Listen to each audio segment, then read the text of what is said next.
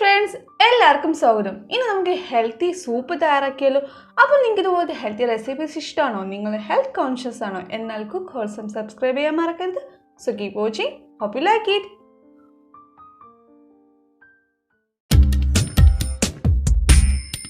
ഞാനിവിടെ ഇപ്പോൾ 2 ടീസ്പൂൺ വെളിച്ചെണ്ണയാണ് എടുക്കുന്നത്.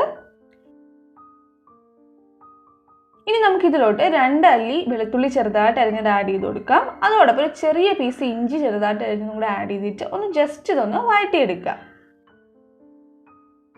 അപ്പോൾ നമ്മൾ ജസ്റ്റ് ഒന്ന് വഴറ്റിയെടുത്തിട്ടുണ്ട്. ഇനി നമുക്ക് ഇതിലോട്ട് ഒരു പകുതി സവോള അരിഞ്ഞത് ആഡ് ചെയ്ത് കൊടുക്കാം.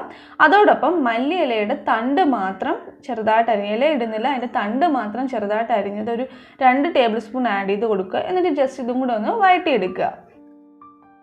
ഇനി ഒരു മീഡിയം സൈസിലുള്ള ക്യാരറ്റിൻ്റെ പകുതി ചെറുതായിട്ട് അരിഞ്ഞതും അതോടൊപ്പം ക്യാബേജ് ചെറുതായിട്ട് അരിഞ്ഞ 2 ടേബിൾ സ്പൂൺ കൂടെ ആഡ് ചെയ്ത് കൊടുക്കുക. നിങ്ങൾക്ക് ഇതിൽ ഇഷ്ടമുള്ള വെജിറ്റബിൾസ് ഒക്കെ ആഡ് ചെയ്യാൻ കേട്ടോ, ഞാനിപ്പോൾ ഇത് മാത്രമേ ആഡ് ചെയ്യുന്നുള്ളൂ.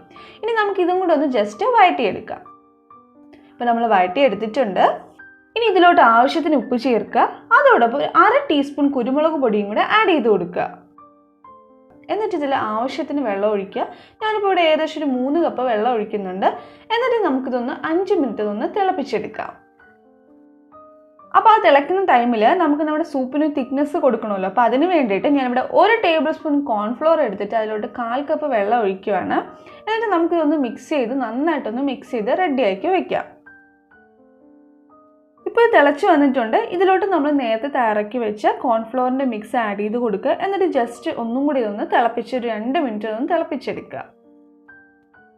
ഇപ്പോൾ നന്നായി തിളച്ച് വന്നിട്ടുണ്ട്. ഇനി നമുക്കിതിലോട്ട് മല്ലിയിലയുടെ ഇല ചെറുതായിട്ട് അരിഞ്ഞത് ഒരു 3 ടേബിൾ സ്പൂൺ ആഡ് ചെയ്ത് കൊടുക്കാം. അതോടൊപ്പം 2 ടേബിൾ സ്പൂൺ നാരങ്ങ നീരും കൂടെ ആഡ് ചെയ്ത് കൊടുക്കുക.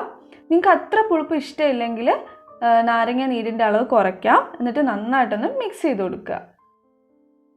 ടേസ്റ്റി ആൻഡ് ഹെൽത്തി ആയിട്ടുള്ള കൊറിയാണ്ടർ ലെമൺ സൂപ്പ് തയ്യാറായിട്ടുണ്ട്. നിങ്ങൾ എന്തായാലും ട്രൈ ചെയ്ത് നോക്കുക.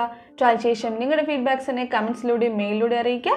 വീഡിയോ ഇഷ്ടമായെങ്കിൽ നിങ്ങൾ പ്രിയപ്പെട്ടവരുമായി ഷെയർ ചെയ്യുക, ലൈക്ക് ചെയ്യുക. ഇനിയും ഇതുപോലത്തെ ഹെൽത്തി റെസിപ്പീസിനായി കുക്ക് ഹോൾസം സബ്സ്ക്രൈബ് ചെയ്യാൻ മറക്കരുത്.